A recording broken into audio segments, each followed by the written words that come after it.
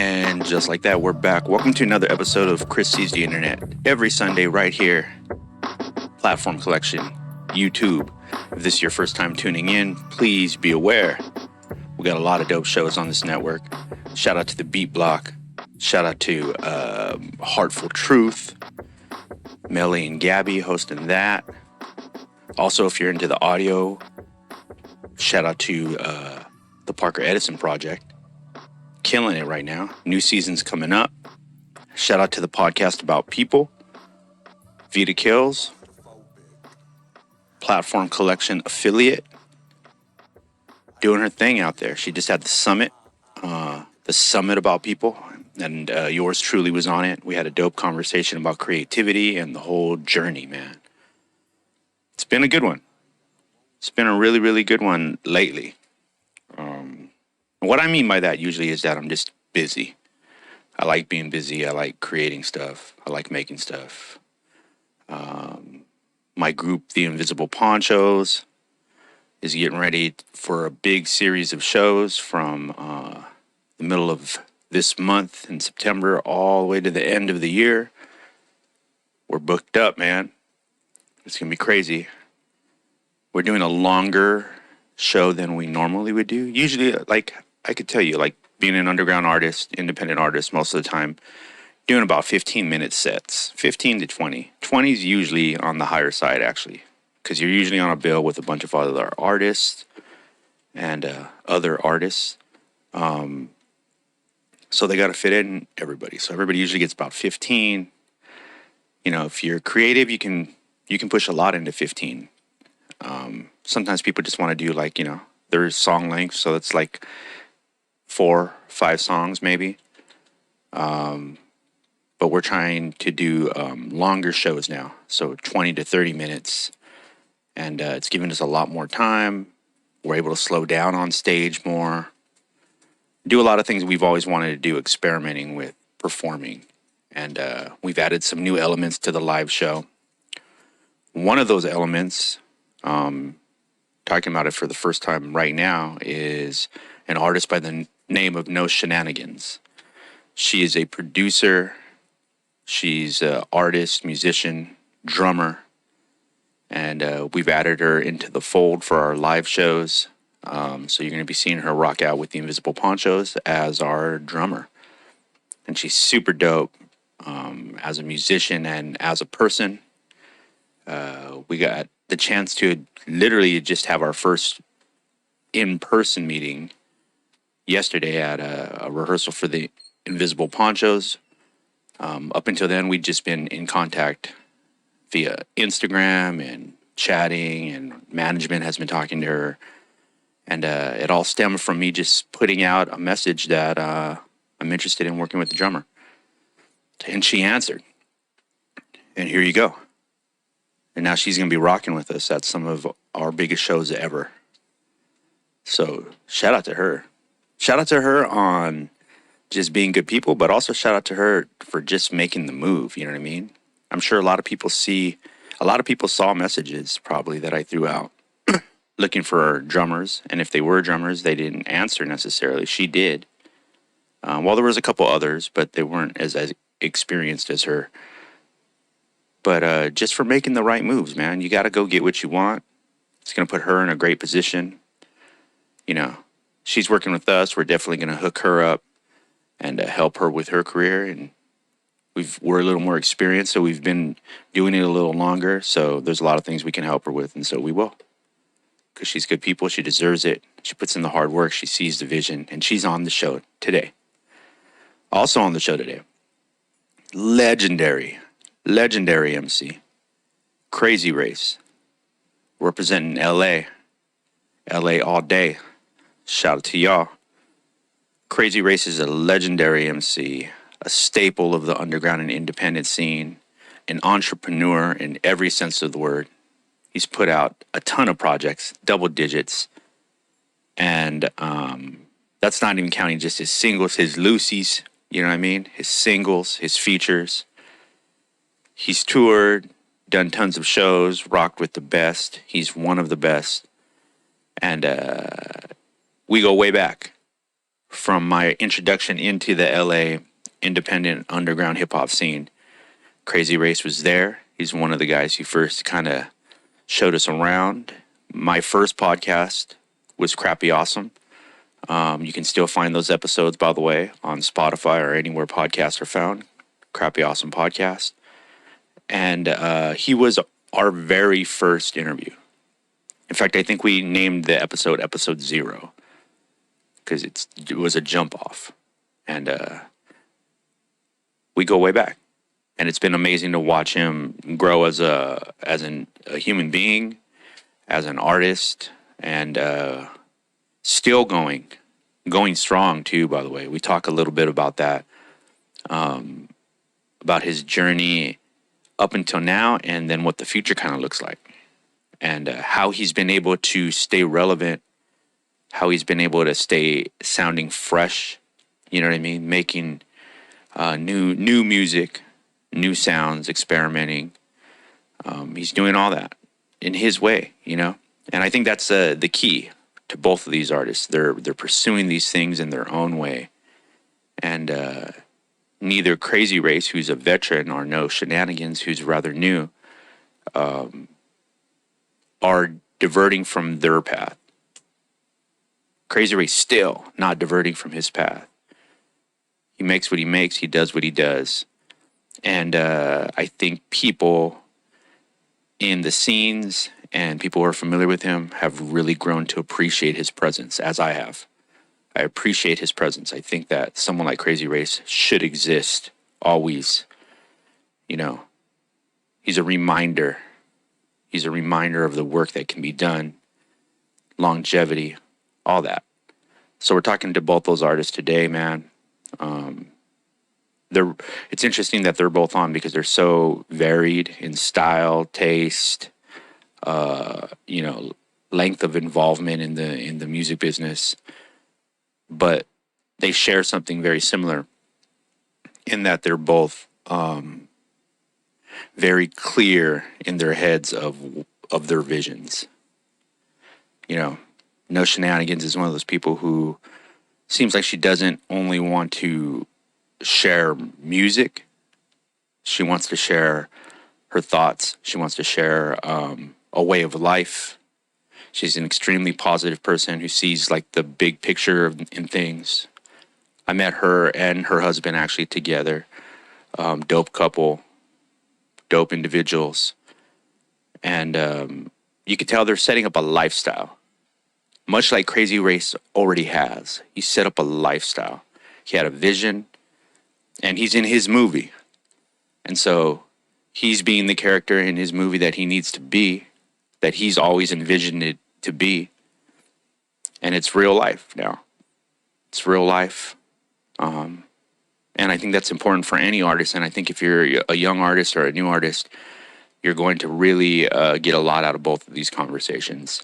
Again, man, we're trying to have a little underground independent hip-hop college here for y'all. So anytime we talk to some hip-hop artists on here, which we primarily do, but, you know, occasionally we dip out of that. But when we do, man, these are people who are making it work. So if you're trying to find a foothold in your own journey, these people can give you a lot of steps. So please go back, check out the other episodes. Shout out to Curtis King and 60 East, the two first guests this season. Killing it. I mean, look at that already. Curtis King, 60 East, right? Two veterans, do very different things, have strongholds in different arenas within the entertainment business. And then we bring on Krazy Race, veteran MC, dude who's been all in from day one. You want the definition of all in, that's Krazy Race. He's always been all in. So if we're just talking artist shit, man, this is a dude to listen to.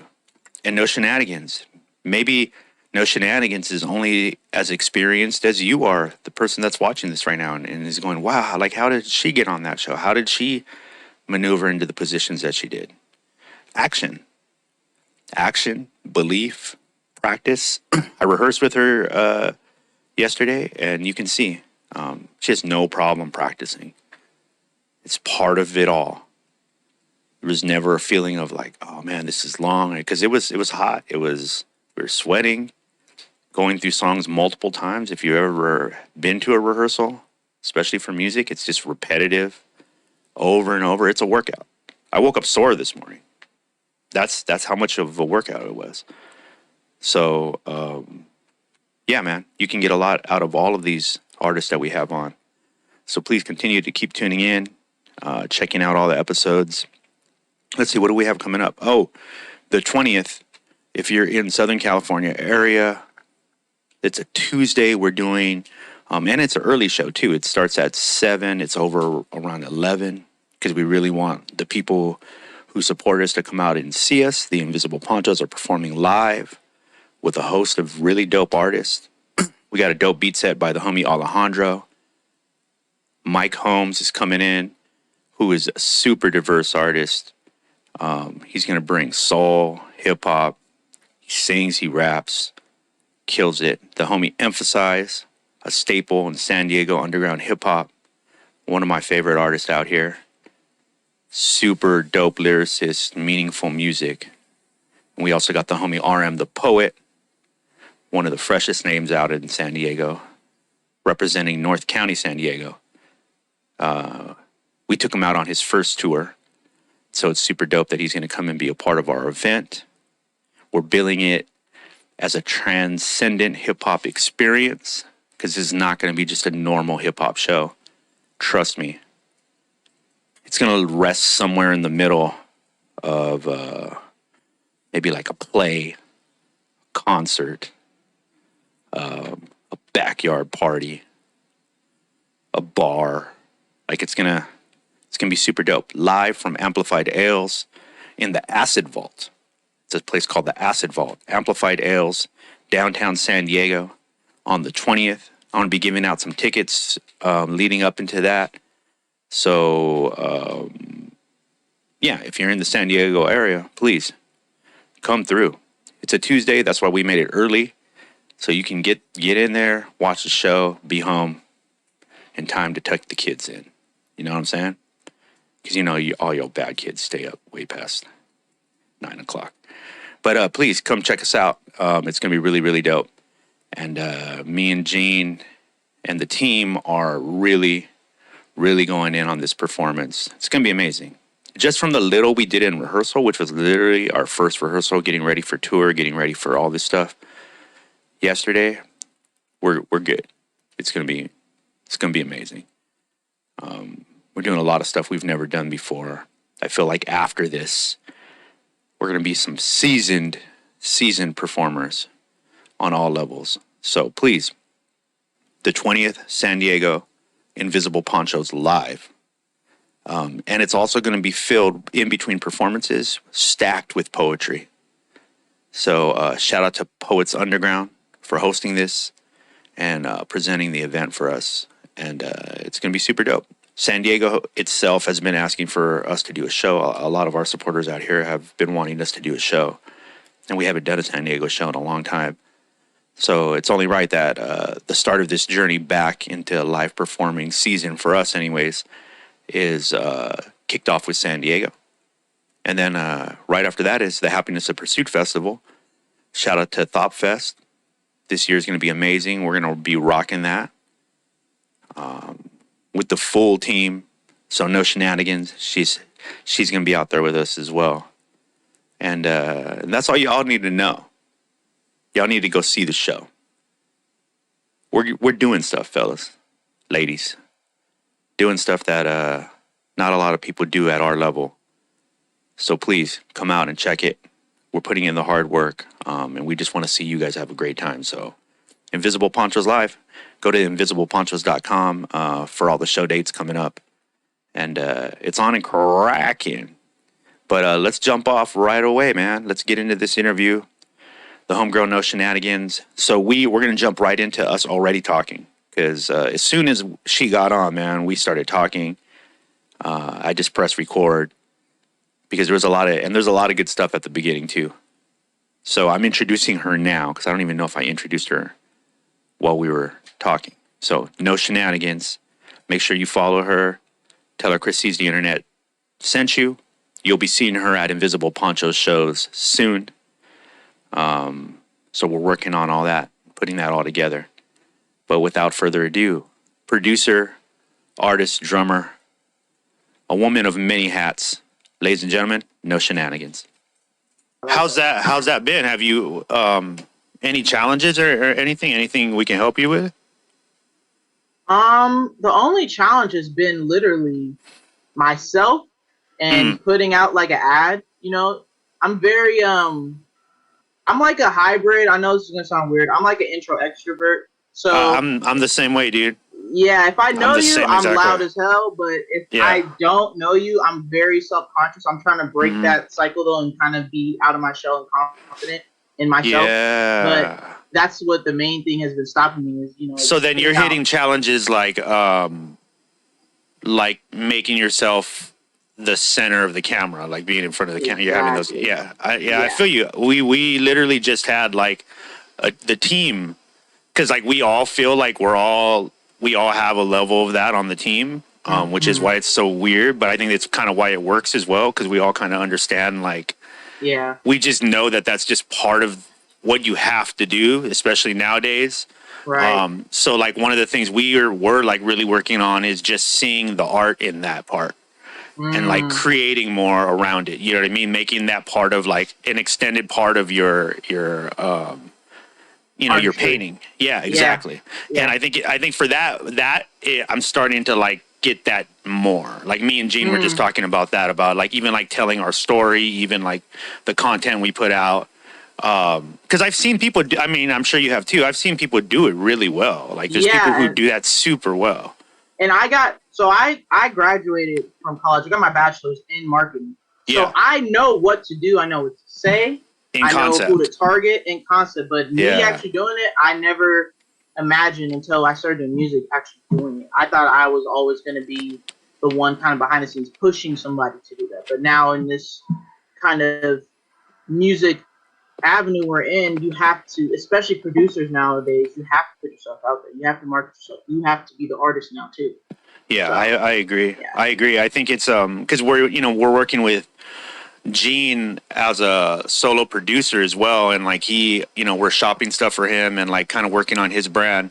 Yeah. And like one of the things that like we found for sure is like that storytelling ability. Like even if you only get it right every so often, as long as you keep trying it and keep putting out the story thing, like one of those things can really catch on. And the more you have out there, the more people kind of generate to it. I mean, I don't know where your hangups are. Like me, like I just don't even like looking at myself on the camera. It's rare that I like to like watch it back or. Yeah, I'm kind of breaking out of that because I'm similar. I used to be like, don't put me on camera. Now I'm more comfortable. I'm getting a little more on my show. Like I can be on camera, but yeah, like you're saying, when you look back at it, you're like, why do I look like that? Oh my gosh, that shirt looks like that on me. I'm like one of those. I'm very nitpicky. Yeah. Because I'm into the storytelling as well. And what we've been learning in this past year really is to grab an audience, you have to relate to them. You have to. You have to find your tribe, your community. Absolutely. So that's what we've been kind of honing on the past, I'll say this past quarter, this whole summer, we've been just trying to like really buckle down and find our people, with the music. Yeah, it's interesting. Like when we got into, by the way, this is all we'll put all this in the show. Okay, for sure. But it's interesting. Like when we really started to think about like what like the artist community does and like the role of the artist community is was when we really started to like find some traction, because what we came like what we came up with in like analyzing that is that it can very easily become a trap.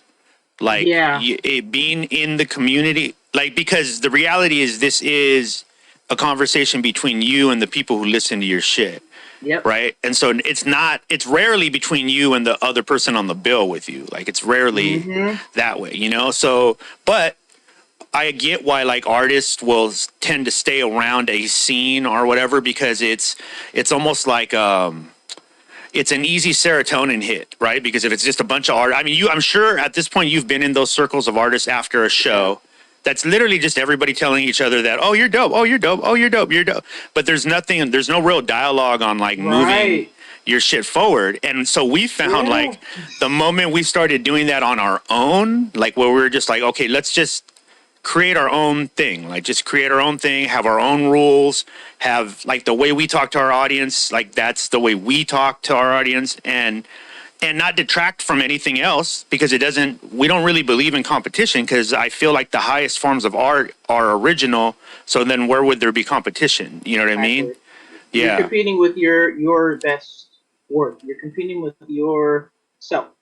Yeah. In a sense. And it's taking me a little bit of time to understand that. I've never been, as far as like producing goes, I've never been competitive. I've always been inspired.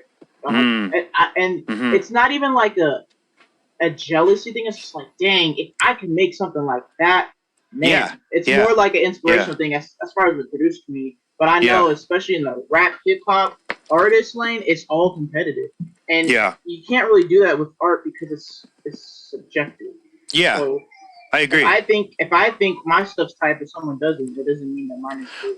Right, it's literally not for them. Like, it's just not for me. Yeah, it's a trip because you know, I came about your work through working with ThoughtFest, and that was like the first time I was kind of introduced to you. And then I kind of like found out by just like word of mouth that like other like mutual friends, you know, knew of you as well, or you were popping up on different, you know, in different scenes throughout like, you know, Southern California or whatever. And, you know, we're down in San Diego. So it like seeing you here and then seeing you also like in the IE, LA area on flyers and stuff. That's always kind of stuff that gets my attention at first, because I know the journey, like I know that journey, and I know like the thinking that usually goes behind that journey is, oh, this person's trying to make whatever they're doing bigger than just for them or just for, you know, the block or for whatever, you know what I mean? Like I've said that forever. Like there's only a limited amount of stories being told on the block. You know what I mean? So, and if you're on the block for a long time, like you kind of know those stories. It's what we're all cut from that. And so like you can see how you can very easily find comfort in that. But the reality is like the challenges, the shit that makes you grow are all away from your comfort zone. Oh, like they're every part of it. You know what I mean? Yeah. And I see you doing that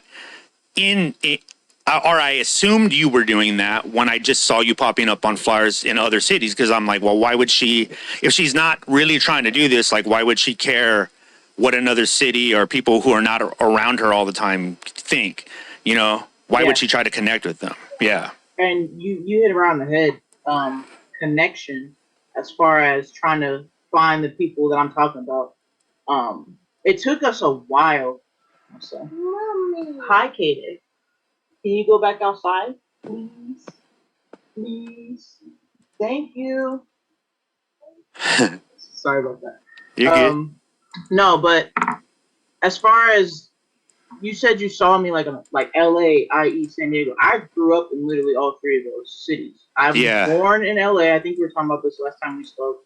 Born in LA, grew up in the IE, and then a lot of my mom's side of the family is in San Diego, and my husband's as well. He grew up in San Diego, so it's like all of those places are home and familiar, but finding those people that resonate with what you're talking about, resonate with the music, resonate with the sound, or don't. I like it all. I like to figure out, okay, why don't you like my stuff? Okay, so I'm not talking to you.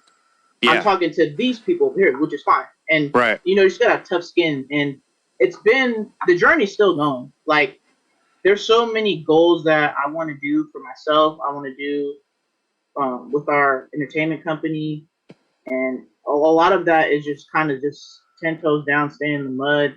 You got to just keep going, keep working, keep networking. You have to keep going. That's the only thing that separates you from getting to what you want, is if you stop. Because we could have stopped a long time ago. You're gonna hear 1,000 no's. I know these are all cliches, but you're gonna hear 1,000 no's before you hear the one or two yeses. Right. Yeah.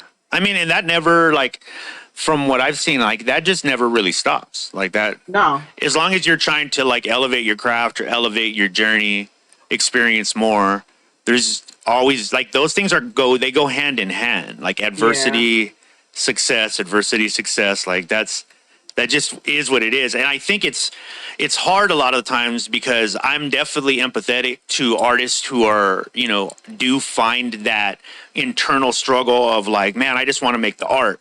Yeah. You know what I mean? But I think the thing that we all have to concede to as artists is if you decide to put out art and it's a conversation or it's meant to touch anybody else at all, it's no longer yours at that point. No. Like once you put it out, the conversation happens that where it's going to go, what it's going to do is what it's going to do. Yeah. And like I said this the other day, like I think that we should, if you're an artist and you're like really trying to like find some sort of contentment in what we do, understand that like once it's gone, like it's not on you. Like it's going to be taken so many different ways, and that's what it's for. Like you're asking for too much if you want to be able to make the thing, actually connect with the source and make the thing, and you want to control it after. Like, come on, man. Like you're already blessed. God. Yeah, exactly. You're already blessed with the gift. You can't play God at that point, and like I wanted to do this, and I needed to do that, and I need them to understand this. It's like no, it's not the point of you doing art. Art is your expression, and people can interpret it however they want to. Yeah. I understand that more on a spiritual level and as like a beat music maker. Yeah. I bring up my husband because he's a rapper. Yeah. He's like a hungry, like he grew up in battle rap. So it's always competitive. Right. I'm the best. No, you're trash. No, I'm better than you. And he's had to learn that too because it's like, this is my art. I want to resonate with people who relate to me or even have a difference of opinion of what I'm trying to put out there. And now we're causing some type of conversation. And that's the point of it, right? Is to, like you were saying, just once it's out of your hands, it's literally out of your control. Yeah, and I like it's that. Like I've said this a bunch of times because it resonates so deeply with me and it's important to me. Like I have such a high appreciation for people who are like some of my best friends and some of the dopest MCs I know are people who literally just bar the fuck out. Like they bar, like they tap into this one source and they just go and they bar out. And a lot of it, is braggadocious or it's very masculine. It's a lot of different things, right? Like which it's always been from the beginning. From the beginning, there's always been that. I mean, we know these stories. It's like the dozens. Like it is what it is. Like but I personally am a person that would like to see like the art forms that were around have a bigger dialogue because I know what it's done for me when I have tapped into like a deeper side of it and I found it through like art. Like it's life-changing. And life-changing shit rarely has to do with your own ego. Yeah. You know what I mean? You have to literally let me word this correctly. Okay. You have to kill your ego. I was gonna say the other things we're not got you. We got to kill our egos because once you do that fully, your creative capabilities are so much because now you're just kind of living through everyone's perspective. You're not trying to prove anything either. Right. Once you kill your ego, I like that you said that it's not coming from a real place if you're being braggadocious. Like. You can feel like that for certain songs, but if that's all your catalog, I can't relate to that. My favorite music is relatability music. Like, I'm a big person on lyrics. So I love the bars. Absolutely love the bars. But one of my favorite rappers before he passed was Nipsey Hussle because I felt everything this man said. He was just saying the realest things to me. Right. Like, they were bars, but in like a life way. It wasn't like, okay, he flipped this and did this scheme. It wasn't even like that. I felt like he was talking to me. Yeah. When I was driving. So artists like that, I just personally, that's my favorite type of music or like storytelling. Yeah. I tell people this all the time. My favorite music and the ones that I see last the longest is when you can literally, by rapping, you can paint the whole picture. I know exactly where you are. Yeah. Yeah. I know how you felt. I can literally see it through your eyes. And then I can kind of interpret my way of how I want to see it. Yeah, it's the movie writers. The movies, yeah, you got to. That's a whole nother tapping into something in that creator zone. That's where I try to create more cinematic music. It's very hard. I like to kind of classify my type of music with Kanye, Timbaland, with some real West Coast Dre drums. Yeah. And a splash of some trap for, everyone needs to dance and have parties every time. Yeah. Like, I'm not against it at all, but I can't listen to shoot, shoot, kill, kill every day or like bitches, bitches, money, money. It gets tiring. I like stories. I'm a big movie person, so that's probably why I like it. Yeah. Yeah, I think it's like I think it has a lot to do with how an individual feels and how they want to feel, right? By the soundtrack that you apply to your own movie in your head. Right. Right? So like it is, at least that's the way I see it. And I am not like by any means saying like this is how you're supposed to ingest music. I'm literally saying this is just how I hear it. Yeah. And because I do know, trust me, there's been times just through my artistic journey that I feel like I wish I could be detached. Just to like rest my brain, like, you know what I mean? Like there's a bunch of times that I feel that, but it's just not so. Like I deeply feel music and I deeply feel message. And then like the hip hop part of me, that the part of hip hop that I've always gravitated to the most has been the originality. Yes. Like over the years, I've loved like the people when like hip hop is going in one direction and then they make something and it fucking just completely changes, right? Like Outkast for me is like one of the biggest influences, because from the moment they came out, like that, people forget the adversity that they hit. Like hip hop hated on them. They got booed. Terrible. Yeah. Andre 3000 and Big Boy are terrible. They said that they dumbed down hip hop. That was a quote. Like that's so crazy now to think of, right? Like them being like two of the best intellectual minds now that we know. Like these are like pure artists. But at the time, so that's what I'm saying. I at least have been around long enough to know that that's what it looks like at the beginning. Right. So don't ever sweat that. Like if people are like not feeling or if you have any detractors at all, it doesn't fucking matter. Like I've definitely experienced that with the way I make music. It's not, and here's the thing, like when people can't pinpoint what exactly it is, they'll just say the most negative thing. So I've heard that my production, not even like songs I produce, but just my production is old, or it's not current, or it's just very, very weird or different. And I'm like, but I'm taking pieces from all these people that are known, like massive producers, and I'm just adding me in there. So I don't think it got to me because I grew up an athlete, so I'm used to some adversity at least, in competition. So that didn't really bother me. But I was just like, I don't get where you're getting these conclusions from. How it's old. I don't. Yeah. Now if I'm literally making like a boom bap beat. Yeah. Sure. But that's more influential than old per se. Like you're just kind of sampling an original sound in that case. But I don't think boom bap beats. You know what I mean? Yeah, I think part of it. That's interesting. That's an interesting topic. Like I think, I feel like part of that has to do with the entry level to creating now is very low. Right, like the ability to get yourself into a place where you're making something. It's you just have to own a phone, right, Eddie? Like we've talked about this the other day. That's literally where I've been playing drums since I was 12, and I never even thought until I think I was 22. So that had to be in 2016 or 2017. But I literally started making beats on my phone with GarageBand for fun. Yeah. Just because. But I've always had the ear for music, so I used to just would find beats from my homeboys or people who like to rap. I'd like, hey, go look at this one on YouTube. This one's I think you sound really good on that. That was me not knowing I have that producer mind and that kind of composer vision. Yeah. But I literally, like you're saying, and I think that's been the blessing and curse of technology.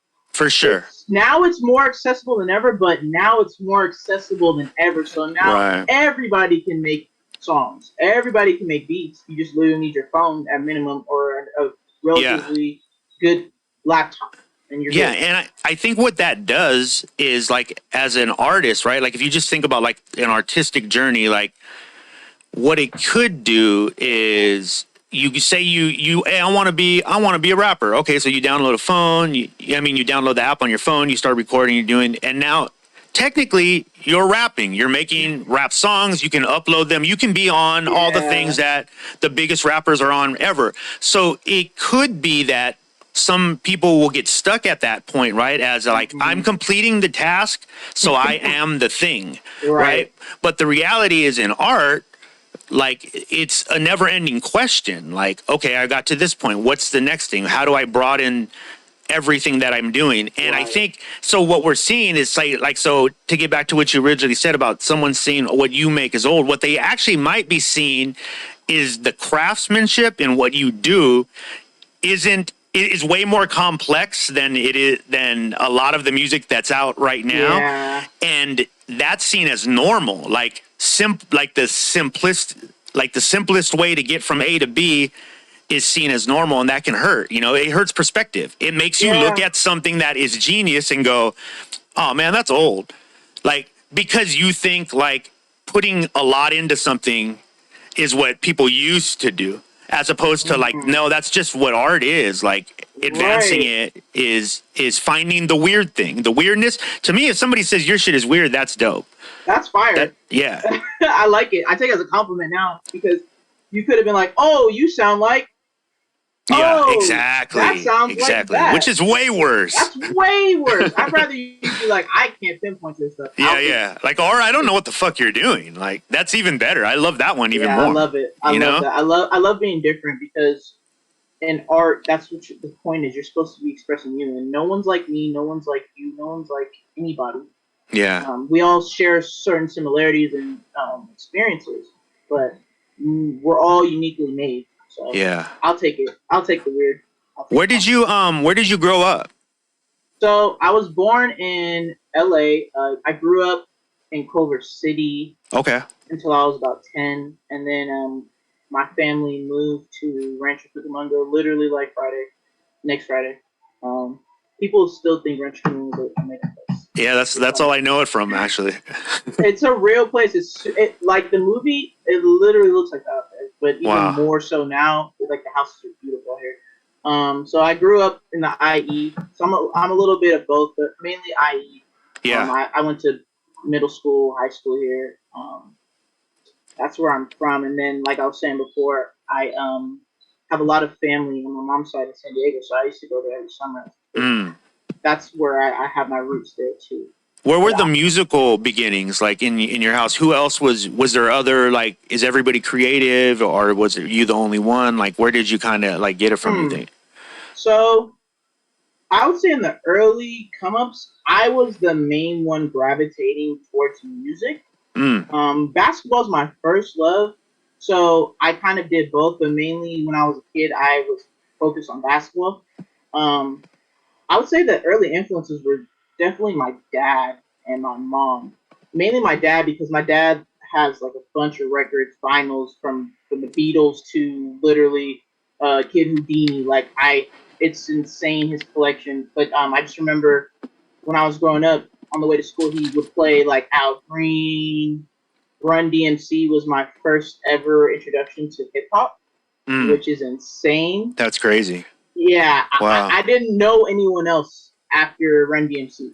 Like, that was my, like, you have to be this good, which is, that's kind of unfair. But you know, and then he was so eclectic. I think that's where I get my music taste too. So he would listen to Al Green, the Bee Gees, Beatles, Rolling Stones, Stevie Wonder. Who else? Eminem. That was my first introduction to Eminem. Was my dad. And my dad was a pastor, so he had the clean version, of course. But when 8 Mile came out, he had that soundtrack. He used to bump it all the time. So that's kind of where I get that musical influence. And then I just started discovering on my own. So I got into Outkast, Ludacris. I'm just thinking all the people as a kid. Outkast, Ludacris. I really liked, as a solo rapper, Ludacris is probably my favorite. Yeah. I just loved his energy, and the beats he used to rap to were amazing. That's cool. And then now I would say my musical influences are the three-headed goat. More so the two. I'm talking about J. Cole, Kendrick, Drake. Drake can he's inconsistent right now. But his earlier stuff I really enjoyed because it was different. It was against the grain of hip hop. And then I'll dive into some trap stuff. I love 21 Savage. His delivery on everything. I pay attention to, like, my artist selection is very specific. Like, I like these artists for certain things. You know what I mean? Yeah, that's dope. That's really dope. Yeah. I like I like you describing the things that you like coincide with the things that you said, like people have said you sound like. I can see where they might get like little things from it, like, oh, okay, that's because that's like those are your launching pads. Because I love that part because every artist at every level has that, right? Like there's no way for you to get from there without a launching pad, and I think that's always so interesting because I'm a particular fan of your stuff because I'm a big drums person. I love big drums and like you use them very well, ma'am. Oh, thank you, thank you. That means a lot to me. And that's something I really gravitate to a lot. Like when you are constructing, like where's usually like the jump off point for you? Like what sparks it? Whenever I start a beat, it really depends because if I start with the melody, the drums are different. But if I start with the drums, I feel like I'm more comfortable because I am a drummer. So it really depends on the vibe. Oh, gotcha. Yeah, so sometimes, like, if I hear something, I'm inspired automatically. I'll just get the sample or some chords that I have and mute that and then just start doing drums, what I think sounds tight as a drummer. But then when I'm starting with the drums, it creates such a different vibe because now I'm trying to figure out what sounds cohesive with these fire drums that I just made. It really depends. You're designing more. Yeah, I'm literally like, it's like a puzzle for me. I'm trying to, okay, what sounds good with this? What if I take something out from there, like a hi-hat? Or I've learned over the years, I've been producing like seriously since I'll say 2017, 2018. Okay. I've learned that you can do a lot by not adding so many instruments, and I've also learned that creating space for the artist is very key. Yeah. You don't want to do too much because I can make the best beat you ever had, but you can't rap on it or sing on it. What's the point? Right. If I'm trying to make songs, you know. Right. So yeah, I'm very good at structuring beats, I would say. That's dope. So, yeah. What do you produce on? FL Studio. Okay, FL Studio. And do you do like do you have any like outboard stuff? Like do you like, is it MIDI keyboard? Do you have like what are you doing? Yeah, so I recently just got FL Keys, so it's a MIDI. It's linked directly to FL Studio, so it has literally all the buttons that you would need, all the knobs that kind of coincide with that DAW. Yep. I can do both. I feel more connected when I'm using a keyboard because I'm playing this, and I can have more creative freedom than clicking it in, which is fine. I could do it. I when keyboards have gone out, I've had to do what I had to do, but I'm definitely more comfortable on a MIDI. It just feels more natural. Feels like I'm actually making music, Gotcha. All right, let me think because I want to make sure because then I'll have like the tech heads hit me up and how come you didn't ask her this? Let's see. You got the MIDI keyboard, FL Studio. Any like give me like a plugin that you really love. Like give me something that you always. I was gonna say some plugins that I love using. I honestly use stock plugins on FL. That's dope. The only one that's a third party that it gets the creative juices flowing a lot quicker. Arcade. It's kind of like what's that one? I'm blanking on it. Not Sound Toys. What is it called? Splice. Splice. It's kind of like that, but I would say you can play the samples. Yeah. I like Arcade a lot. That's the one I use the most. I don't really typically use a lot of third-party plugins except for that one. Cool. Because, I'm a broke, starving artist, so I don't have the You know? Yeah, let's get that sponsorship going, people. Arcade, sponsor me. Stop Splice. I'm just playing. But no, I think it's good that way because now I have to literally use what I have, and all you have is all you need. Yeah. To be honest, if you know what you're doing, you're good. I agree. I tell people that all the time. Like, if you have the bare minimum, you can freak that. Because I know people who've like literally who've put out like major albums and have never used a third party plugin. Like that's just the way they get down. That's insane. And then like I'll watch these producer videos of how they made beats. Because I follow producer culture on Instagram. Yeah. And I forget the producer's name, but he made I think it was the Drake song 5 p.m. in Calabasas or something like that. Oh yeah. It's not a sample. That do do do do do. He played that on arpeggio. I was like, how did? Yeah. That's crazy. It just that's inspiring to me. It's like, oh, these dudes just really just do 1, 2, 3, and they just know what instruments to use. You know? Yeah. I love that. Okay, so what do you got coming up? What can people check for, and how can people like support you right now?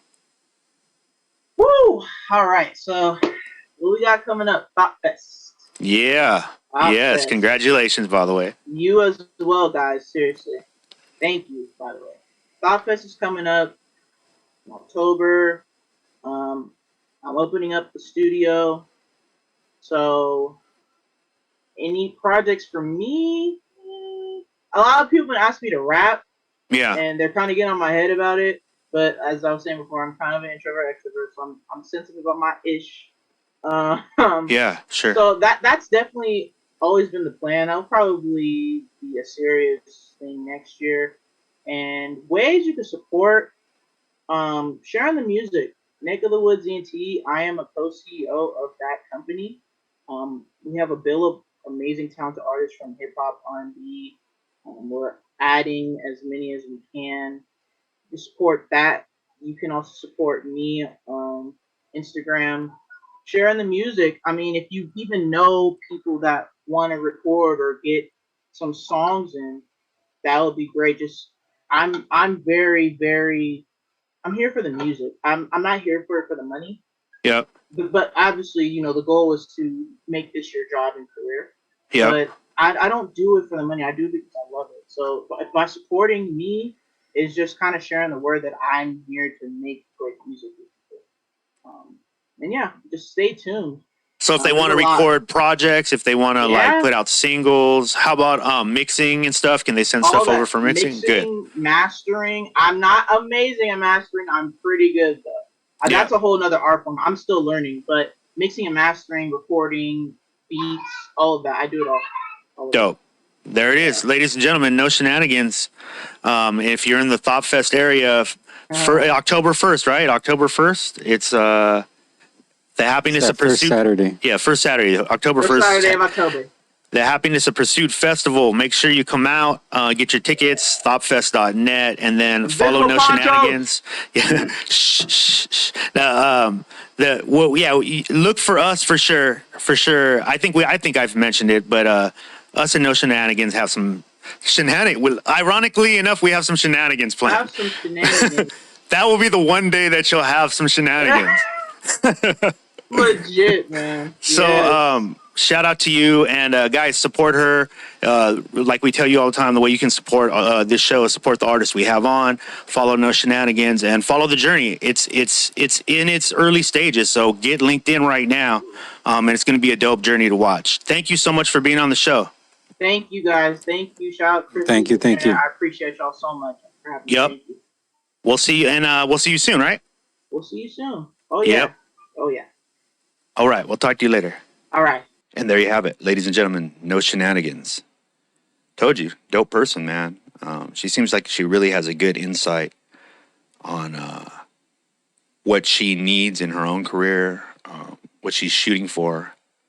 And I think right now where she's at in her career, she has all the concepts, and now she's like out there testing them. You know, as you should be doing if you're an upcoming artist. If you hear concepts, don't just follow right away. Test them. Get out there, test them yourself. Make a proof of concept. Be your own proof of concept. That's what we believe at Platform Collection. We live and die by that. Be your own proof of concept. Get out there, get your hands dirty, and it will pay off, like it's paying off for Noshenanigins. Trust me, it's paying off for her in a big way. She was able to put herself in a position to be able to step right into a moving train, if you will. And then she's going to be able to use that attention from that train and build her own train. That's what we want her to do. That's what we want anybody that works with us to do is, build something for us to invest in next. You know what I mean? Build something for us to follow and cheer. Don't just be on the team. There's no point in that.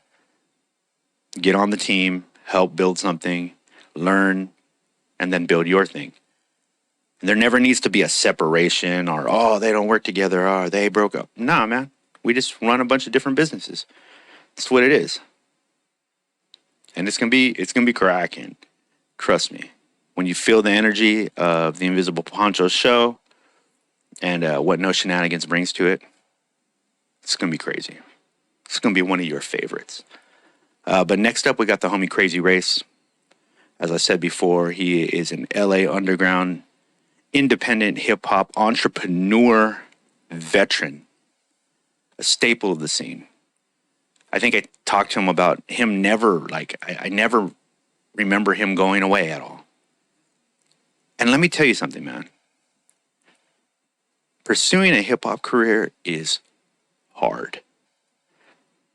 If you find any success at it at all, I tip my hat to you. I tip my beanie to you. Because it's very difficult. It's why I don't really have a whole lot of opinion on what other people are doing in the scene. Because it's hard enough.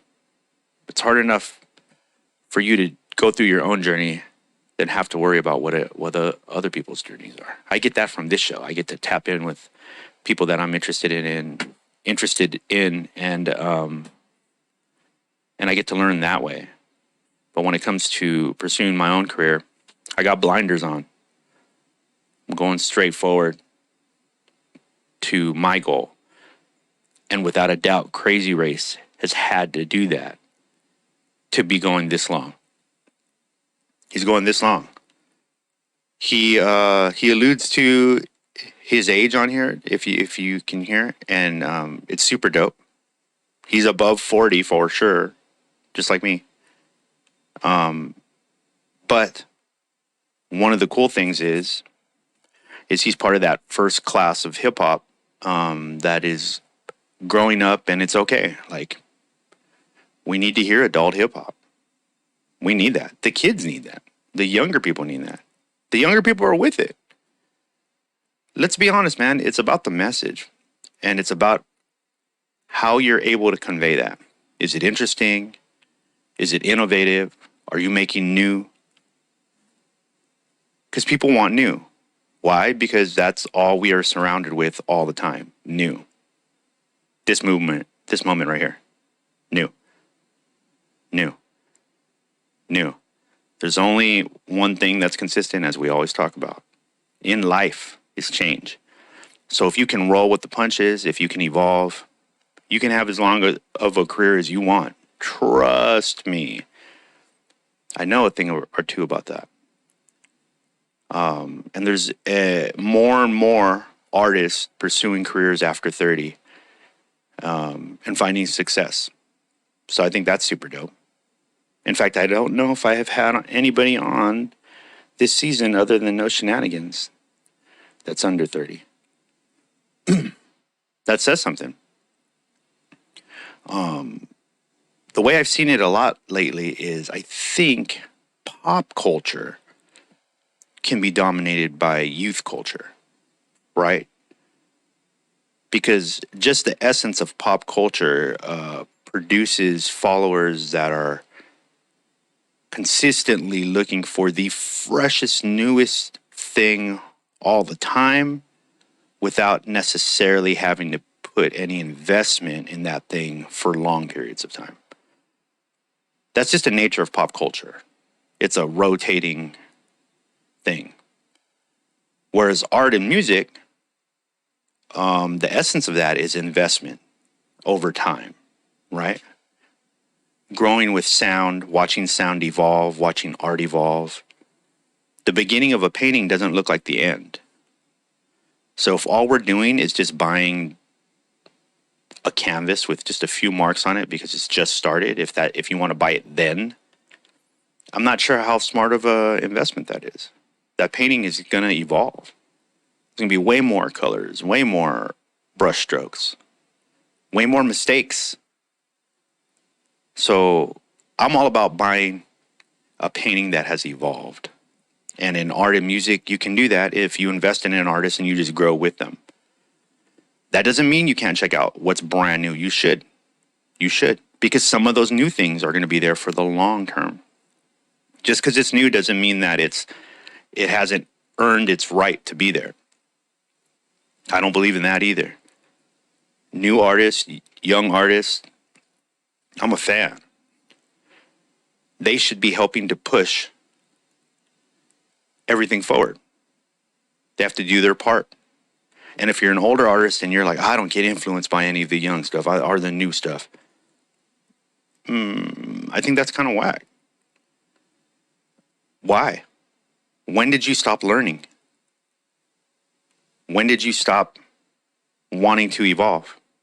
Because you can't do that with only having things from your past. That's not how that works. At some point, you should master that. You should master the skills that you've learned from the past and start applying them to things that are coming in the future, to your next steps. That is how you stay relevant as an artist. Makes sense to me. Makes sense to Krazy Race. The legendary Krazy Race. And I love to say this part. A friend of mine. Hopefully a friend of yours now. Ladies and gentlemen, LA underground independent hip-hop legend, I love to say it, and a pillar of the scene. My homie, and now your homie, Krazy Race. Shout out to you, man. Thank you for coming through the show. It's good to see you. It's good to see you thriving out there. Mm-hmm. You're putting out high-level work. After how many years, by the way? Too many, brother. Too many. Too many years. By the way, big ups, much love. You know what I'm saying? Good to see both you cats as well. See Ray, Hip Hop Eddie. Nothing but love to the Platform Collection, man. Yeah, man. Many years in this game, bro. Like more than just sometimes I think back and wouldn't even think that I would still be putting out albums and even doing music at this point. You feel me? Yeah. Do you feel like it's in the DNA? I was gonna say, like, was there a point in your life where you just completely accepted, like, oh, like I'm an artist, I'm always gonna be making shit, like I'm always like, was there a point, like, did you fight that at any point where you like, oh man, I can't keep making it, like, where were you with all of that?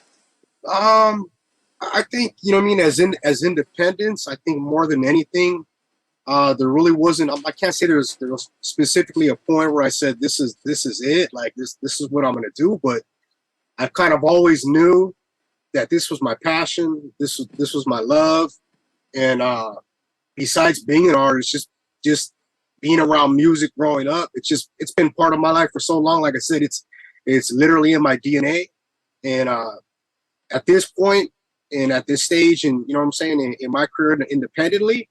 The only times I could say where it was more like, oh man, should I wrap it up? It's just because at the end of the day, I'm a father and we got ends to meet, we got to be a provider. So, we all know this music game, you got to have thick skin. And when it comes to being an independent label, being an independent artist, a lot of money goes out to putting out releases, studio time, even though I do have the studio now, but there's a lot that goes in and it trickles back in. So there was those moments where I'm like, should I continue doing music? Should I take a step back from it? Should I concentrate, more on my other two businesses? I got a marketing business, got a CBD business. So it was like, there's just been those kind of steps and periods in my life where I'm like, maybe you should take a step back for a little bit. Yeah. But you know what? I'll be honest, bro. The music calls me back every time, like whether it's me burning one and playing some 45s or some classic rock or some soul or, just listening to other people's music. I gravitate towards that. And next thing you know, I'm playing beats.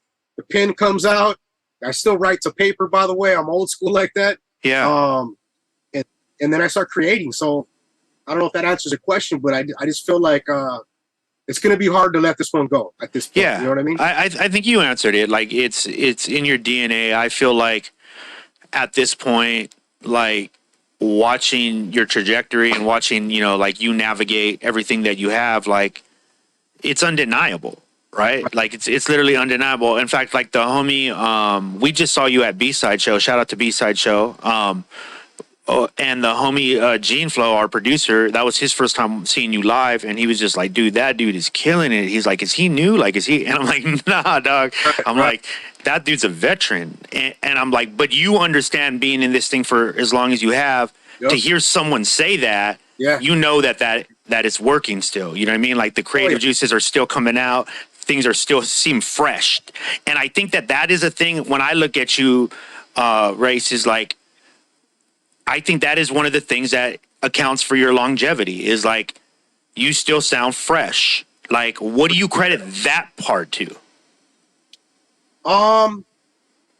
As far as like sounding fresh or just kind of like, you know what I mean, current or with the times or whatever, I just always felt like when it comes to music, when it comes to hip hop per se, because that's what I do, even though I do feel like my music has some soul in it. Yeah, for sure. For sure. So I think for me, I think I've always kind of had a good ear for production. And I think that's half the battle when being an MC is a lot of times, we try to outdo ourselves or like just really let that beat talk to you. And that's probably the longest process for me making any record. And I'm talking about, this is my 7th album, 8th, if you want to consider the compilation, The Greatest Hits. But 7th actual studio album, and every single album that I recall, it's always taken a while to find which tracks I'm going to gravitate towards and just which ones are going to get that pen, you know what I'm saying, in that hand to pick up that pen and say, you know what, let's write. And even when I do write, does it catch that rhythm? Does it catch that cadence? Does it have that feeling that I want it to have? And so having that ear for production, I think that's like half the battle, because I feel once I'm able to tap into it, then it's either a no brainer. Like, I'll be honest, like 95% of all the music I've ever put out, I don't rewrite shit. Like if it gets written, 9 times out of 10, I'm releasing it the way it was. Yeah, that's what came out. Yeah, exactly. So, and once again, it's coming from the thought, it's coming from the heart, it's coming, you know what I mean?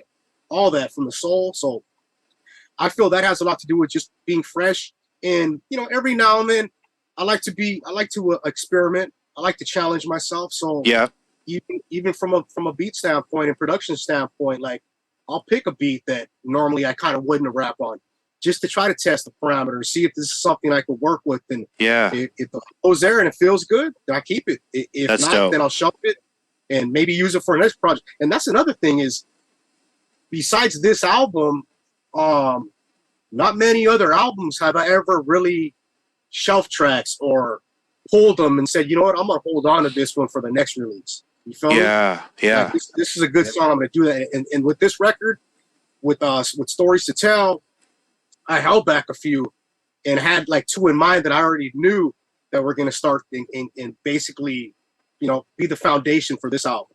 Because you were experimenting more, you feel? Is that why? I wouldn't say I was experimenting more. I just felt like every one of my albums is going to have a certain, like I've said this throughout the years of interviews, it's just going to have, whether it's, hip hop, life records, street records, or Buddha records. So like every one of, even political records, all my albums are going to have 2 or 3 songs of that.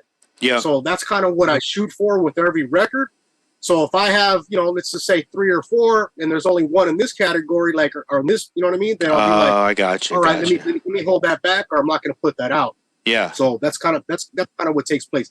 But I will say this: I definitely did experiment on this record and in songs leading up to making of this record, with the last album I dropped, which was Mark My Words, 2019. Yeah. Those albums I probably experimented the most on anything I've ever done before previously. Wow.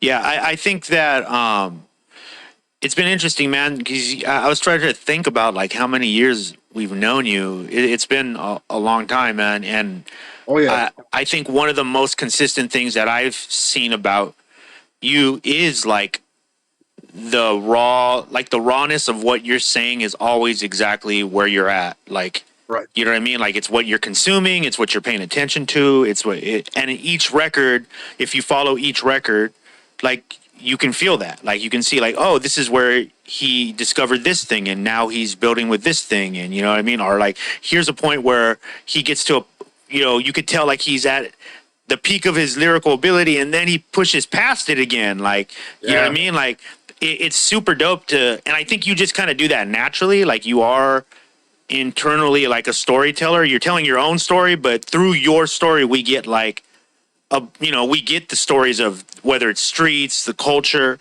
you know what I mean? Various cultures, right? Like, right. Our own, Mexican culture, but also like hip hop culture and like the roots of that. And then the LA underground and then the LA independence scene, all these different things.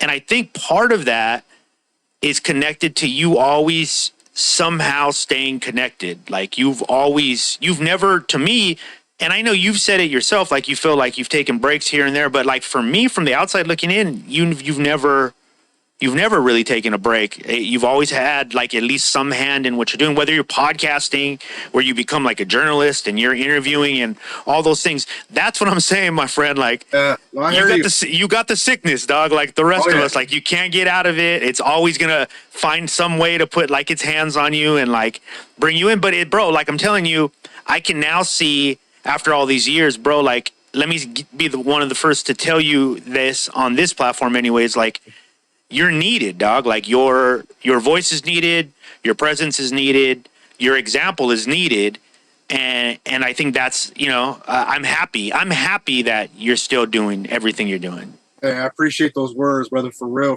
Like, so you know what I'm saying? Yeah. It feels good to hear it, and I will say this. At the end of the day, we are human. You know what I'm saying? Even though we are a crazy race, we need that. You know what I'm saying? We need that in our life, in our soul, and our love. You know what I'm saying? Like the gratitude. I'm grateful. I'm blessed to still even be doing this. You know what I'm saying? Like my son's 19 years old, and I remember when he was 9-10 years old doing a beatbox on my last album. Like it is crazy to me, but I do appreciate it. To the casket drops, brother. Like I'm not going anywhere. Like that's dope. I take steps back every now and then, but with this album, Stories to Tell, like I feel like I got another solid project under my belt. Yeah. I feel like it's another classic Krazy record. Yeah. I'm getting great solid feedback across the board on it, with at least what's been put out thus far. And it's crazy because I didn't put it on digital platforms. So really the only people that really got it to the date are the ones that pre-ordered or supported it since, because it's not on the platforms. The only song that's available on the platform or on the digital platforms is the single Stories to Tell. Right. And then the music videos, songs. Yeah, right. And there's only at this point there's Blood on Your Hands that I put out, which is one of the older records that I do with Mike Bless. Yeah, that was the first video I dropped. And that was, I want to say, October of 2020. Yeah. So that's how long it's been that I'm working on this Stories to Tell record. Me, Mike Bless, DJ Rome's. Shout out to Appetite on production. That was, that was a, political heavy like song, because we were going through it, police brutality, like just all the crazy shit. Felt like we had to like power to the people, like we had to talk about it. So that was one of the older ones, and then obviously the new video I just dropped was The Craft, produced by El Especialista out of Spain. Very dope. And then I'm going to be doing another video real soon, probably the Stories to Tell, or the record called Brown and Proud, one or the other.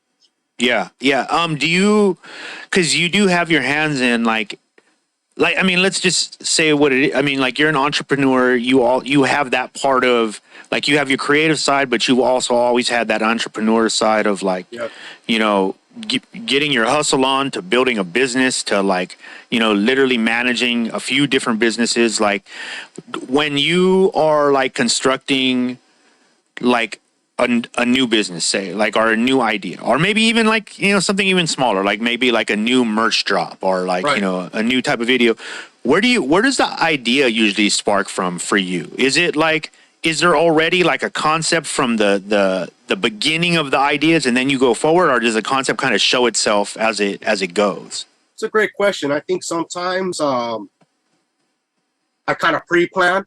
In other words, when you do an album release or you're working towards the album, you kind of just jot ideas of what you want to do. Yeah. You know, once the album comes into fruition, whether it's, oh, I want to do these 2-3 videos. I'm going to want to do this promo. Oh, I'm going to want to do a couple sponsored ad on Facebook. Or I'm going to want to do this. This stuff gets written down, and then it's just like anything else. Like, I'm going to show you guys like live, and it's funny because a lot of my homies, they clown me because I'm OG like this, but I still use a planner, bro. Like if it doesn't get written down in here, and this is a Dollar Tree planner, homie, straight up. Like, if it doesn't get written down, 9 times out of 10, it won't get done.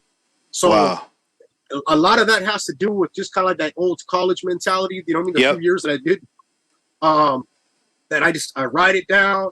You know what I mean? And then once I see it, boom, it gets done, and that kind of it sets the tone for kind of, let the dominoes roll and like kind of do. And same thing with the CBD business that I have. It's, we'll do a drop, or we'll pick up a new brand. So it's like, all right, obviously you got to promote that brand, build a relationship with that brand, maybe do some marketing behind that brand. So it's all, I feel like it's all connected. But I will say this too, as an independent, we all know this, like, sometimes we try to do too much. And it's taken me many, many years to figure out that, Mark, you can't do everything. Sometimes I step back and let somebody else do it because they may be better at it. I've tried to cut corners for so many years just because I'm like, you know what? Oh, I could do videos. I could direct my own video. I could write my own album. You know what I mean? I could do my own promo. I could do a radio show. Like, I could do my own show. Like, now I'm at that point where I'm like, you know what? Yeah, I can, but it's still good to, let somebody else do what they're good at. You know what I'm saying? Or do I even want to? Right. So, hey, stress is a motherfucker, dog. Let's keep it 100. Like, and every now and then we just like, you need to take a step back. And that's why even stories to tell, like, I'm like, you just need to heal. Like, you just need to take a step back, take a breather from this. Like, woo, I'm decompressed, man, for real. Like, let your feet hit the ground, be one with nature or something, Yeah, man. I've always admired your like craftsmanship in what you do. Like, your performances are always very like, they're always very tight. They're always very, everything you write is very in the pocket. Like, do you feel like that work, like that? It's like a working class mentality when you approach shit. Like, when you do that, like, do you feel like that comes from just like a long line of understanding? Like, you mentioned college a little bit, but what about even before that? Was that already implemented in your life, or was it something you had to find? Yeah, good foundation from my father. My dad's a great man. You know what I'm saying? Hard worker, provider of the family. Still holds everybody down to the best that he can. Like, he's always just laid that foundation and not like told me anything per se. Or really have conversations with me the way I would have a conversation with my son. Like, I'm always in my son's ear. But instead of telling me anything, my dad just showed me. Like, just the way his work ethic was, the way, until he retired. Like, and seeing him at his age now and being retired, like, you could see, like, he's flustered. Like, obviously he relaxes and chills and probably sleeps more than he needs to. But when he was working, like, he was just always a go-getter, bro. And I will say this, he was entrepreneurial spirit as well. Like, my dad was an inventor. So, like, he would come up with little things that he has his own patents on certain shit. Wow, just to throw a curveball and just for the hip-hop community that didn't know, but some friends and family know, but my dad was he was the actual designer of the original Yoshinoya beef bowl, bro. What? Like, the beef bowl that we use to eat it, that's at 90%. It's probably been changed now. Like, that was his original patent, but because he worked for a company, it was a work for hire. So I think at the time, he was probably making 70, 80 grand or something like that. This is, I'm talking long time ago. Yeah. He probably signed off, got paid a penny for it in royalties. But imagine if he would have took a royalty on the back end, like, bro, you'd been a millionaire. So, and I remember like before this kind of getting off a tangent, but just giving props to my pops. I remember him a long time ago, and then we seen it like on a TV infomercial.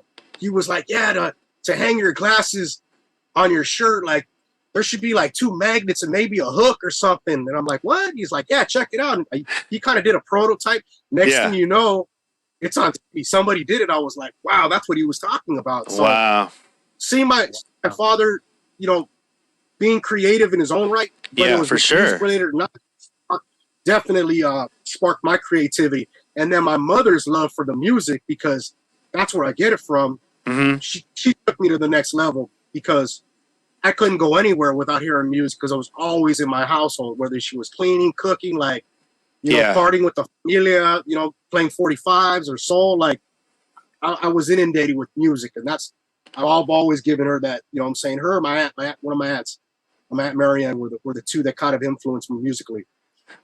Talk to me a little bit about one of the things we've been breaking down a lot lately, in like the circles that we're in, is just the idea that we're all alive right now at a time that for sure hip hop seems to be, and you kind of have to be in the know, and it's always starts in the underground. It always does. Like, right. But you can see what it's starting to look like as hip hop grows up, right? Because hip hop's still young in comparison to all the other genres. But you're seeing hip hop. There's a section of like hip hop becoming an adult. And the conversation continuing, you know what I mean? You're a part of that. Like, you're at one of the people that's in the forefront of that, where like at maybe our OGs, for sure. In fact, for sure, our OGs at the time we were coming up probably could not have pushed it as far as we have all pushed it, right? Still, and are still pushing it, because it just was, the opportunity wasn't there. It wasn't where culture was at. A lot of things were different. But now it seems like that is happening, and there's people having a resurgence all over the place. You know what I mean? They're calling it a resurgence. I'm hoping at some point it'll just be how things are. You just create for as long as you want to create, and like everyone wants to know what that topic is going to be. How do you see yourself like growing with hip hop? Like, well, what does the future look like for you when you envision it, and just be, completely like, all things considered, all things granted, what does your future look like? That's another great question, C-Brad. I feel right now, musically, and I said this at the B-side, was that this album definitely was a challenge. It was exhausting to create. Like, took a lot of like, I don't know if I was in the right mind space or what, but like, even though I kept creating, it just felt like it took a toll on me. So I don't know if I have another album under my belt. And I've said this since like 2009. I'm not going to lie. Like, people could quote me on this and be like, oh, but he's been saying that's his last album for years. But I just kind of feel like I don't know if there's another one in my belt. Now, I will say this. Musically doesn't mean I'm not going to create. It doesn't mean that I won't be dropping EPs or songs to do it, or features, collaborations, or even like music for film and TV.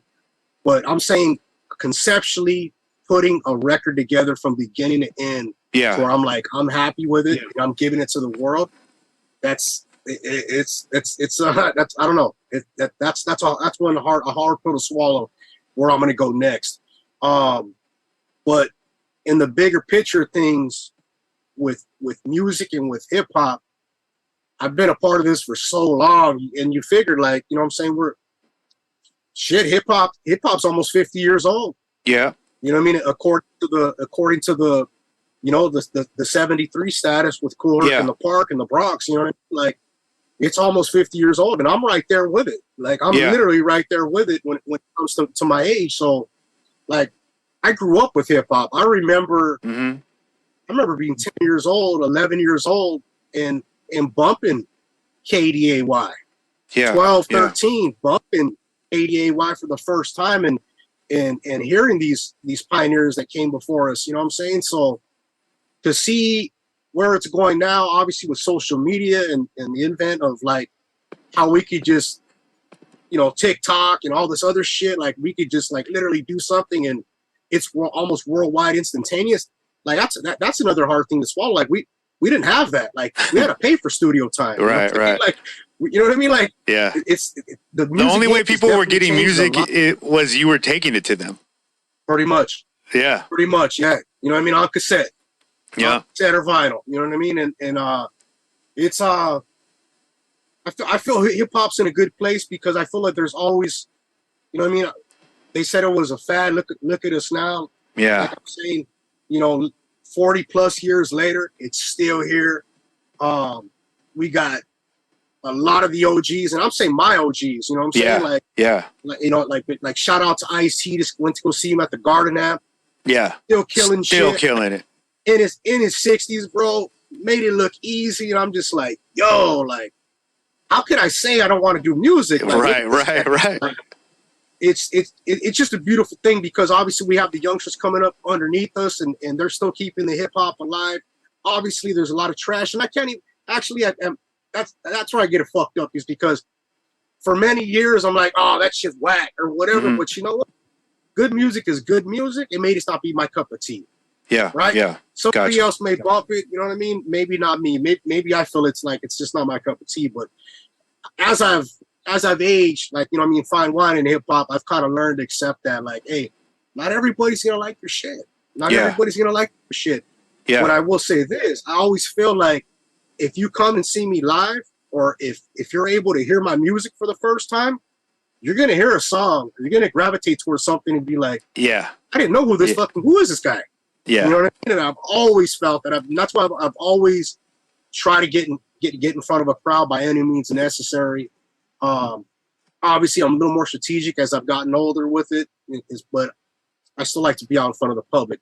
I forgot where the question was lying, but no, we're good. We're good.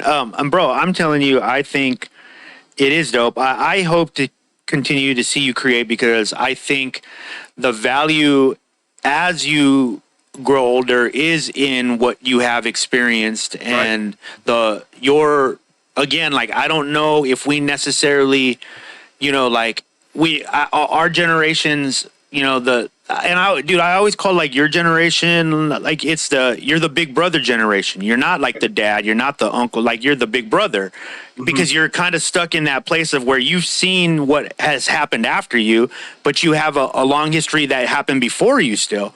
Yep. And so, like, you're in that place, but we need that. Like, we need that presence. And like I said, from being a cultural observer, somebody who's constantly paying attention to all of that stuff, I see it happening right now. Like, we're in the midst of it. And I think to the credit of the younger generation, who does seem to kind of understand, like, oh yeah, they want to do it forever too. So they're not opposed to having Big Brother on TikTok.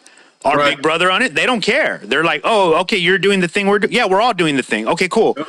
Where I think in the past, it was a little more competitive. You know what I mean? Like, it was a little more like our OGs may not have wanted us to come of age at when we did, and vice versa. Like, you know what I mean? A lot of those kind of things. And it was because again, like we said, like, for us to get music to people was very competitive because there was only a limited amount of space. But the internet has taken care of that. Like, the internet allows for this conversation to go to someone who's just starting rapping right now and soaking this game up. What are they going to be like when they get to our point? What are they? That's going to be a bad motherfucker if they listen to the right game, right? So that's what I'm saying. So the value in what you do, like fine wine, has gone up, my friend. And so I hope to see you for many, many more years. Can you tell people what they can do, like, to support you right now, and, like, you know what I mean? Like, send them someplace to dive into everything you do. Yeah, I would say, a good start would be, you could hit the Bandcamp, krazyrace.bandcamp.com. Pretty much has all the releases up there. Yep. Besides the Bandcamp, if you're trying to, get the merch, and the other artists that were involved with Realism are involved with Realism, that's realism.bigcartel.com. Dope. YouTube's up, you know what I mean? You can hit YouTube to catch all the visuals. Just look up Realism Records, Realism with the Z. Records with the K and then an S at the end. Realism Records. You'll be able to catch all of all the music videos. I want to say, I think I'm definitely somewhere around 15 plus on the visual side. Yep.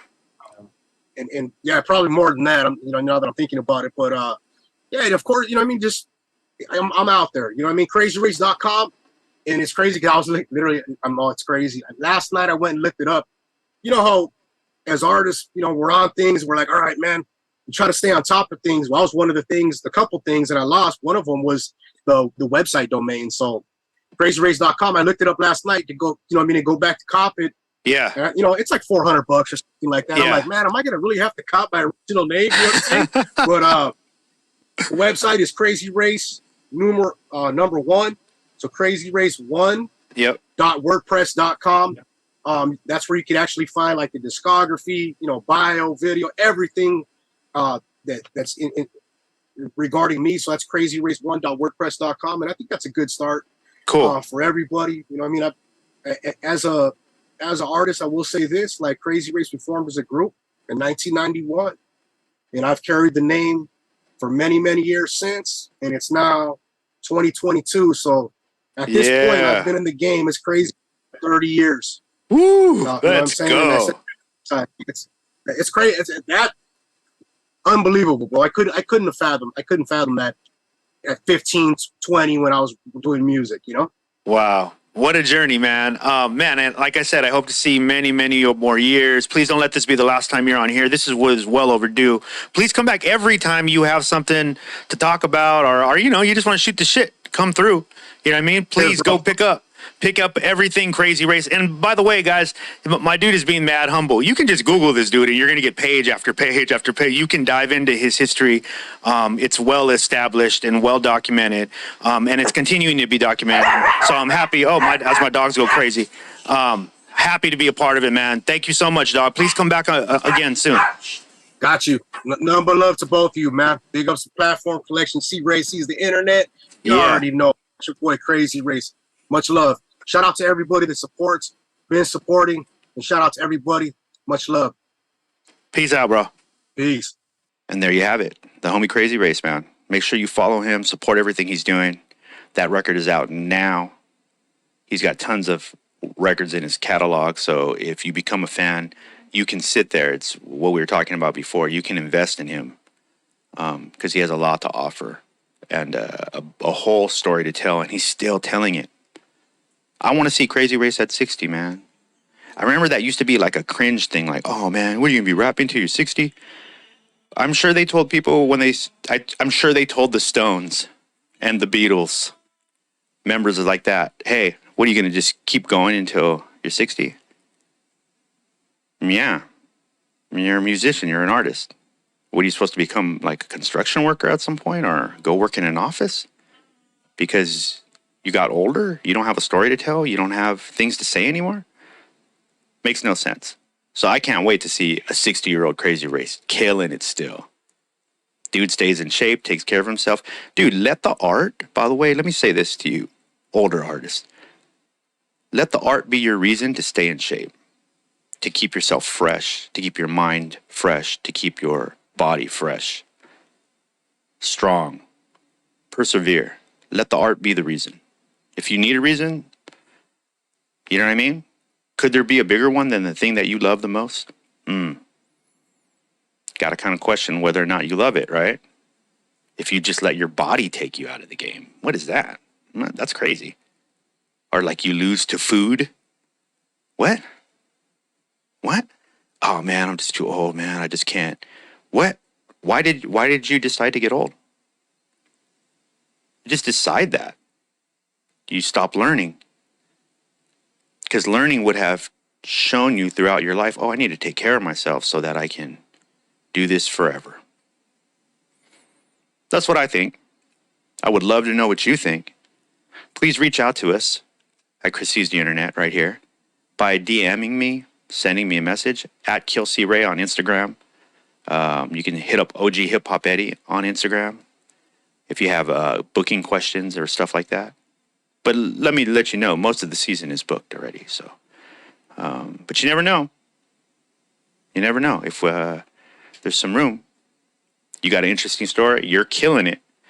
You have something to bring to the audience and share with them, and you're willing to give up the goods like everybody that we have on this show does. They give up the goods for y'all so that you don't have to make the mistakes that they made. And mind you, they're out there killing it. So imagine if you just followed the path, followed the knowledge that we're showing you here on this show. If you just followed that, made sure not to make any of the mistakes that were shared with you, and then just kill it, you should get there quicker than all of us. Get to where you're going, quick. Pay attention. Keep learning, keep growing. And don't get old, man. Why? It's boring. Just keep learning. Keep doing shit. Keep testing yourself. And then keep tuning in every Sunday right here, PlatformCollection on YouTube. We do it good. This is underground hip-hop. This is independent hip-hop. This is independent art. Like we've always said, you don't have to be a hip-hop artist to tune into this. And many of you are not. Many of you are just lovers of the culture. Many of you are artists in your own right doing other things. And I think if you're paying attention, you can see how you can apply everything that these artists talk about to other art. You don't have to just be a rapper or a producer. Please don't make it that simple. I think you know. You can just pay attention to these things. I don't just watch rappers and artists of my genre to learn about art. I watch them all. Painters, directors, photographers, rappers, producers, DJs. I watch them all. You should too. Everyone has a story. And that's what we do here. We share it with you. Chris sees the internet. Why do I keep stuttering? Chris sees the internet. Sundays, 7 p.m. right here on PlatformCollection. We'll see you guys next time. That was the internet, and we saw it.